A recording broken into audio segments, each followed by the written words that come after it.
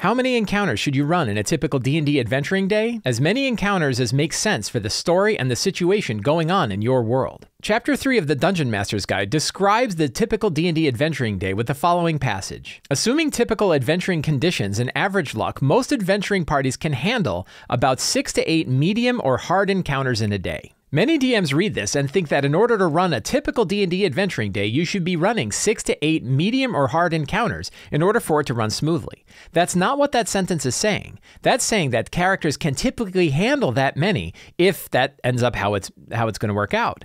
But that doesn't mean that's how many you should be running in an adventuring day. How many should you be running in an adventuring day? Well, what does the story call for? If it makes sense that they only run one encounter in an adventuring day because they're out in the wilderness and they have plenty of times to take long rests, go ahead and let them take those long rests. Go ahead and let them go in fully prepared for whatever combat they face. And that doesn't mean you have to design an encounter that's really going to push them to their limits, given that they have all their resources. Maybe the kind of encounter they face is something that's actually really easy for them. Maybe it's not even a hostile encounter. It really depends on the situation that's going on in the game, not by what the mechanics are dictating. This gets to what I think is one of the most powerful ways that we can think about our D&D game whenever we're thinking about building encounters or choosing monsters or what situations we should set up, which is what makes sense given the story.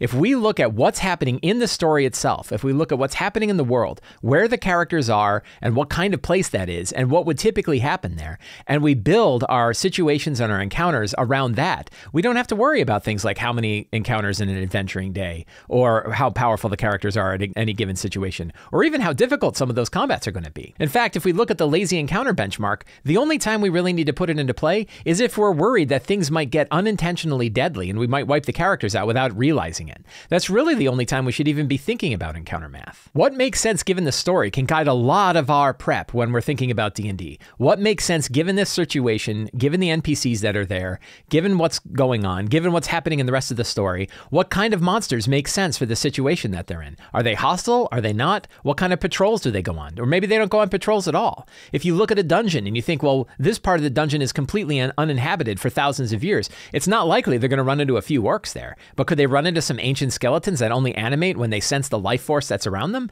That makes sense for the story. How many? It really depends on what kind of crypt it is. Is this just a typical crypt found in a hillside? It's not likely filled with 20 wraiths, but it might be filled with a couple of skeletons. It really doesn't matter if the characters are level 17 when they go into that small crypt. But if they're going into one of the ancient crypts of Orcus in the realm of Thanatos, that thing's probably lousy with wraiths. We can ask this general question, what makes sense for the story and the situation in the game, but we can narrow it down to the specific things that we're looking for when we prep. What kind of treasure makes sense given where they find it? What kind of monsters make sense given the location? What's the attitude of those monsters given the situation that's going on there? Now, the same is true when we think about the whole idea of encounters per day. If the characters are traveling in the overland and they have plenty of opportunity for rest, maybe there's lots of towns they can stop at, it's not very likely that we have to force 6 to 8 combat encounters between 2 towns just so that we're stretching into their limits. Now, the same is true in the other direction. If the characters are down deep into a haunted dungeon, it's not very likely they can just camp in a 4-way intersection and camp for 8 hours just because they've hit their 6 to 8 combat encounter limit in the day.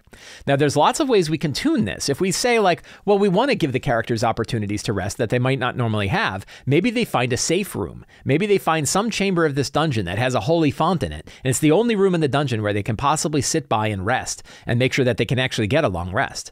Likewise, if they're in a dungeon and it makes sense like, oh, they're going to be able to put up a Liamon's tiny hut and rest for 8 hours. Maybe the nightmares that are surrounding this dungeon make it impossible for anybody to be able to rest in this place, even if you have something like a Liamon's tiny hut. The cries from the undead are just far too distracting. And one thing we can do is make it clear to the characters when there will be and when there won't be opportunities for long rests. If we say, oh yeah, you're traveling overland, there's probably plenty of opportunities for you to take long rests along the way, then they have an idea of what they're going to be able to do. Likewise, if they go into that haunted dungeon, we can make it clear from the minute they step in, you are not sure if you're going to be able to find a long rest in this place, so you might want to hang on to your resources before you dig in too far and realize that you can't get out before you can get a long rest. So how many encounters should the characters face in a typical adventuring day? As many as make sense for the story and the situation that's going on in your world.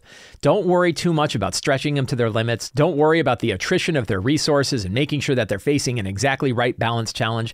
Give them easy encounters. Give them hard encounters. Let them see monsters that from far away they know if they try to face, they're never going to defeat them. And likewise, let them run into a couple bandits in the woods whose attitudes are such that they think they can take the characters on, but in reality, those characters have complete dominance over that situation. It can actually be a lot of fun to run easy encounters. So run the kind of encounters that make sense given the story and situation, and let the characters rest when it makes sense, and make it clear to them when such rest is not going to be easy to find.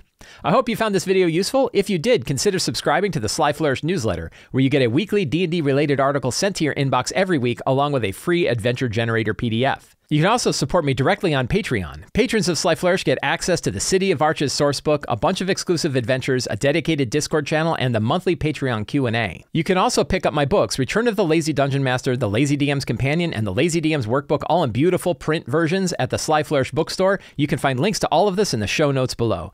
Thank you all very much, have a great day, and get out there and play some D&D.